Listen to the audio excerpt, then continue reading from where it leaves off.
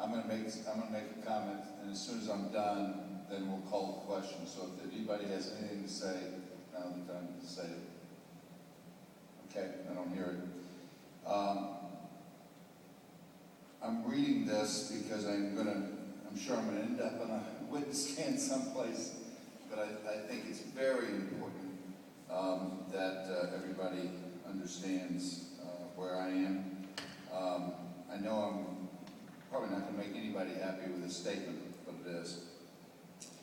I am personally opposed to urban oil and gas drilling in Dallas.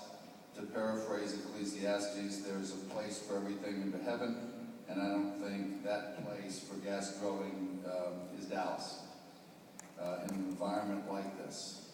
We continue to grow, and there are generally too many unknowns in respect to urban drilling and its effects on our community's health and safety. This city can be picky about what type of growth we have. To that end, I will be supporting the efforts of our CPC on new gas drilling ordinances to make sure the standards are such to ensure the safety of our citizens. However, today's vote is not about new gas drilling standards or about how I personally feel. It is my job, and I believe the job of each of us, to balance the public and private interest of this city.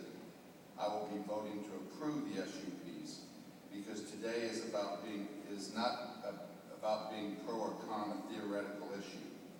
We have a contract with a business, and we will be voting on the specificity of this situation. Not only do we have a contract, many of our citizens with Trinity have a contract with Trinity East as well. I recognize that the city leases do not contractually obligate the city to provide these locations. To the contrary, these leases reiterate that an SUP is required, and the city has a police power that cannot be contracted away. We have done everything correctly, and we've done it by the book. So why am I voting to approve? Because there is a chance that by voting no, we could cost the city of Dallas millions of dollars of legal and other expenses. Why would this be true? If one might look closely at this issue and get beyond the emotion, one might see a metaphorical poker game being played. The city of Dallas on one side of the table with one hand, and Trinity East across the table with another hand. Fortunately, we don't have to watch ESPN to see both these hands and see what the cards in them. In the hand of the city is one card that is of time. They have to drill or spud by February 15th, 2014. They have to make that decision in these few months. 2, we have done everything in accordance to our contract, especially in regards to health and safety. 3, we have taken our time, longer than people wanted to, but we took our time because we went beyond the contracts, and we have worked hard to find alternative sites and alternative arrangements with Trinity East to help them access their mineral leases. In my book, that's 3 of a kind. If we look at Trinity East hand, the cards are not so good. The price of drilling, as Councilmember Allen just talked about, is $4 to $5 million a well. The second card is the price of natural gas. It's below the rate of profitability. It's below $5.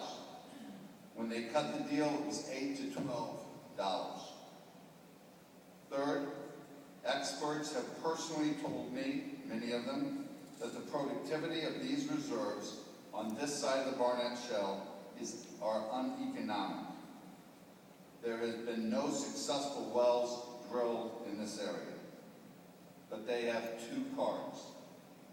They have the emotional sentiment of the anti-drilling groups, and they believe that sentiment will force this council to deny these SUPs.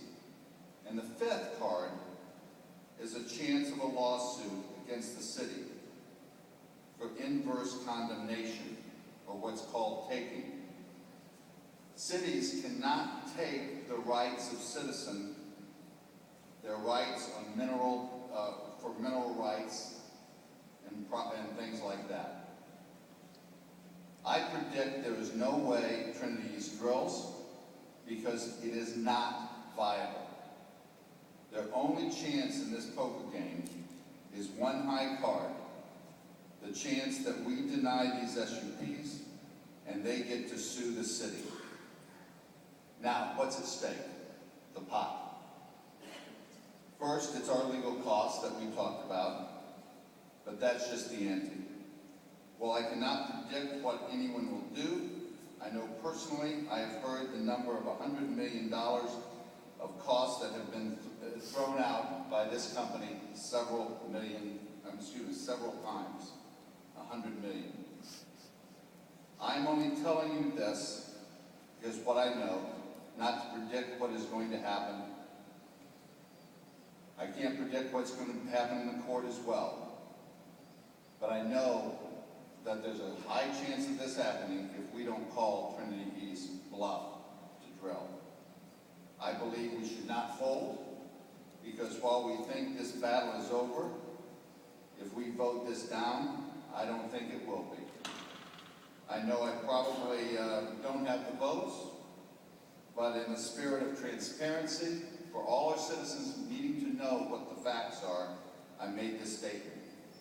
It is critical to know that our citizens are weighing all these matters carefully. With that, we will take a vote.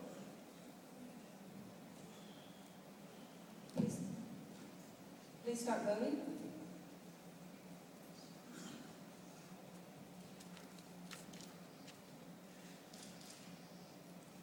Votes have been cast. 14.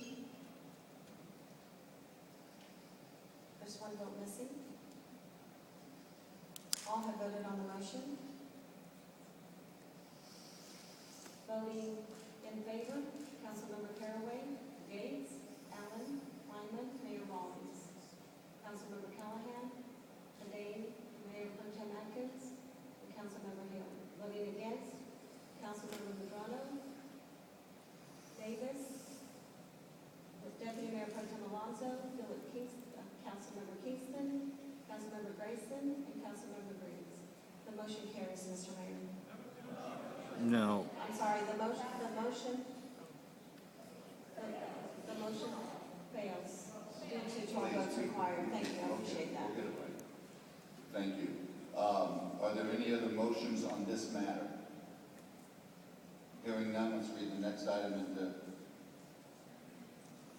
That's agenda item 84. Do you want me to read it again?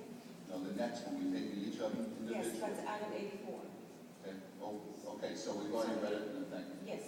So, okay. Councilmember, we need a motion. Mr. Dane, a motion to approve. Thank you, Mr. Mayor. I make a move that we do approve the SVP for item number 84.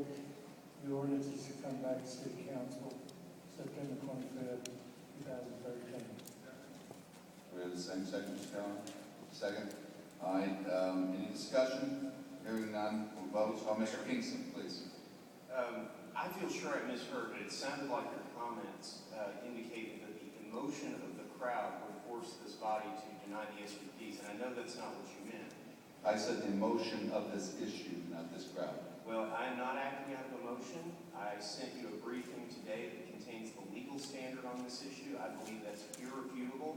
I've heard nothing in this chamber today to convince me that TCEQ was wrong when they said that drilling in the Barnett Shale has increased the number of VOCs in our atmosphere and contributed to smog formation.